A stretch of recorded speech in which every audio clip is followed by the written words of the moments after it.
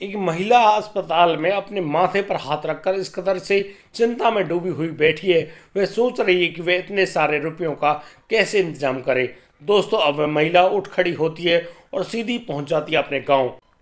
वह उस जमींदार के पास पहुंचती है और उस जमींदार के सामने जाकर गिड़गिड़ा रही होती है कि उसको 1 लाख रुपयों की ज़रूरत है। उसके लिए आप जो चाहे जमानत ले सकते हो, लेकिन उसको 1 लाख रुपए चाहिए। उसके पति की तबीयत बहुत ज़्यादा खराब है और यदि उसका ठीक समय पर इलाज नहीं कराया गया तो उसके पति की मौत हो जाएगी।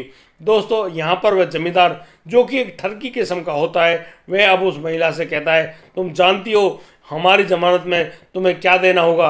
तो यहाँ पर वह महिला कहती है कि आप जो भी मांगे मुझे सब मंजूर है। दोस्तों, यहाँ पर वह जमींदार उस महिला से कहता है कि तुम बहुत ही ज़्यादा खूबसूरत हो। देखो, मैं तुम्हें 1 लाख रुपए तो दे रहा हूँ, लेकिन मैं तुमको एक अच्छी सी छूट देता हूँ। वह छूट ये है कि ना तो मैं तुमसे कोई ब्याज लूँगा और ना ही किसी प्रकार की ज़बरदस्ती करूँगा।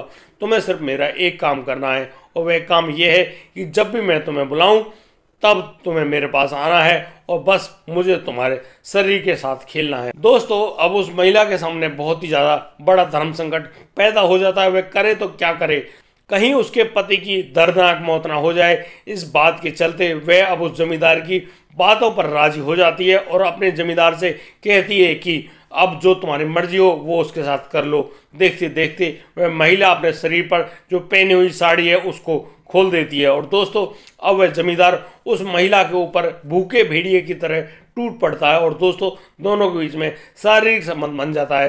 दोस्तों, अब वह जमींदार उस महिला को वही जो बताए गए 1 लाख रुपए हैं वो उन रुपयों को देता है और उस महिला से कहता है कि अपना फ़ोन नंबर मुझे ज़रूर देकर जाओ, मुझे जब भी ज़रूरत होगी मैं तुम्हें अपने पास बुला लिया करूँगा। दोस्तों, इस बात को सुनते हुए वह महिला वहाँ से 1 लाख रुपए लेकर जाती है और अपने पति का इलाज कराने के लिए हॉस्पिटल पहुँच जाती है। दोस्तों, आइए जानते हैं पूरी घटना में क्या क्या हुआ है। कौन था वह जमींदार और कौन थी वह महिला जिसने अपने साथ इस प्रकार के काम को करने की अनुमति दी। आखिर वह धर्म संकट क्या था, समझ तो आप गए ही होंगे। लेकिन दोस्तों, आगे की वीडियो को 1 मिनट भी मिस मत करना, वरना आप एक अहम जानकारी से रह जाएंगे। नमस्कार, आदाब, सत श्री अकाल दोस्तों, स्वागत है आपका हमारे यूट्यूब चैनल किस्से क्राइम के। और दोस्तों, आपसे वही प्यार भरी गुजारिश, आगे बढ़ने से पहले यदि आपने हमारे चैनल को अब तक सब्सक्राइब नहीं किया है तो सब्सक्राइब कर लें, नोटिफिकेशन की बेल को दबाना बिल्कुल ना भूलें।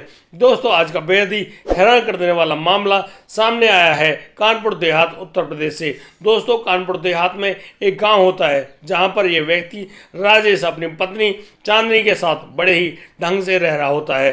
राजेश, जो कि हलवाई का काम किया करता है और बहुत सारे ऐसे ब्याह शादी के फंक्शन उसके लिए आते रहते हैं जहां पर वह अपनी हलवाईगिरी का काम किया करता है और वहां से अच्छे खासे पैसे जमा कर रहा होता है। लेकिन वह बहुत ही जल्दी एक ज़मीन का टुकड़ा खरीदता है और उस प्लॉट में अपने जमाए गए यानी कि अपने जमा किए हुए पैसों को खर्च कर बैठता है। यानी कि करीब 13 लाख रुपए की वह जगह खरीदता है और अब उसमें घर बनाने के लिए बहुत सारा बिल्डिंग मटेरियल जमा कर रहा होता है।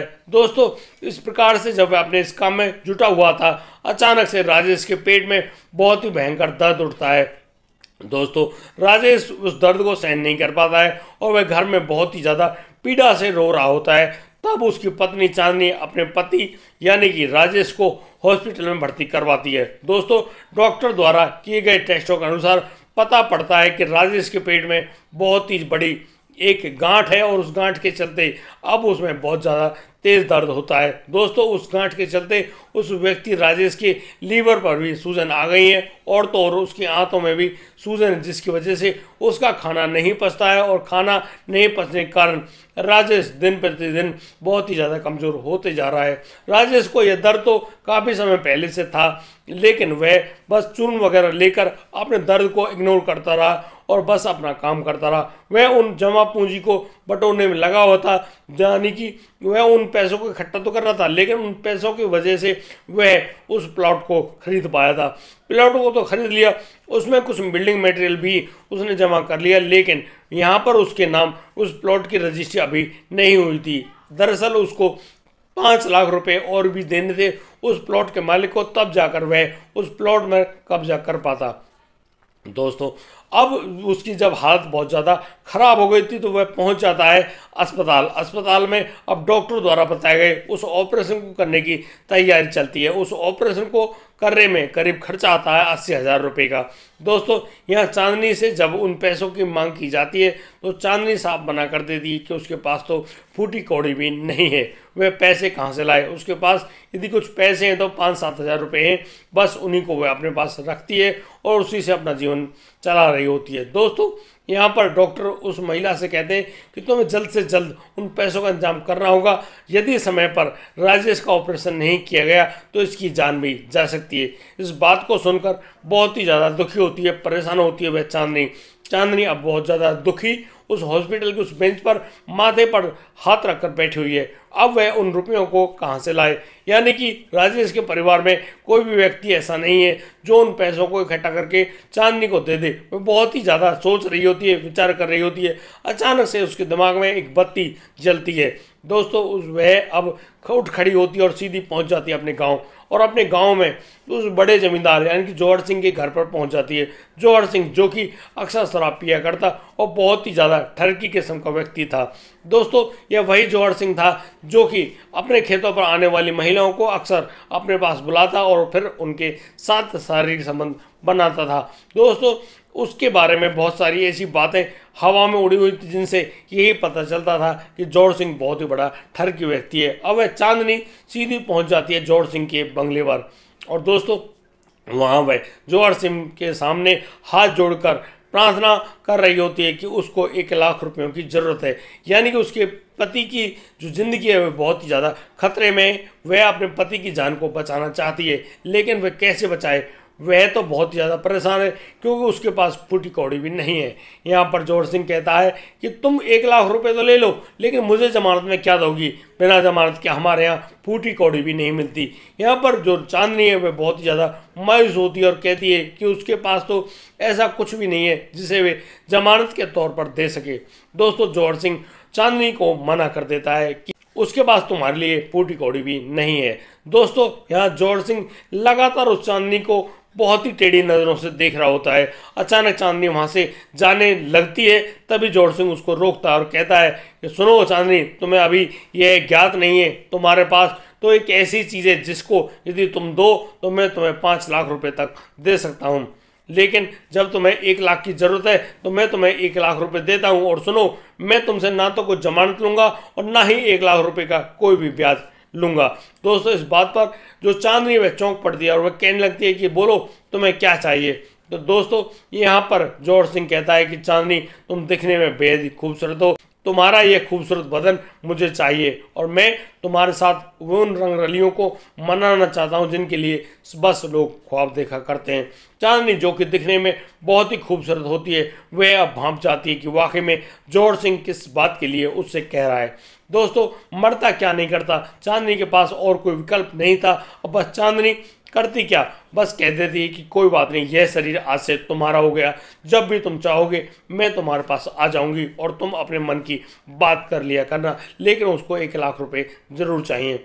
दोस्तों, जौहर सिंह कहता है कि 1 लाख रुपए लेने से पहले तुम्हें पता है मेरे साथ क्या करना होगा। दोस्तों, इस पूरी बात को जानती है चांदनी, और चांदनी अब अपनी साड़ी को खोलती है और बस अपने आप को सौंप देती है जौहर सिंह के हाथों में। जौहर सिंह जो कि एक भूखे भेड़िए की तरह टूट पड़ता है उस महिला चांदनी के ऊपर। दोस्तों, अब वह 1 लाख रुपए चांदनी को तो दे देता है। चांदनी उन रुपयों को हॉस्पिटल में जमा कराती है और अपने पति का ठीक ढंग से ऑपरेशन करवाती है।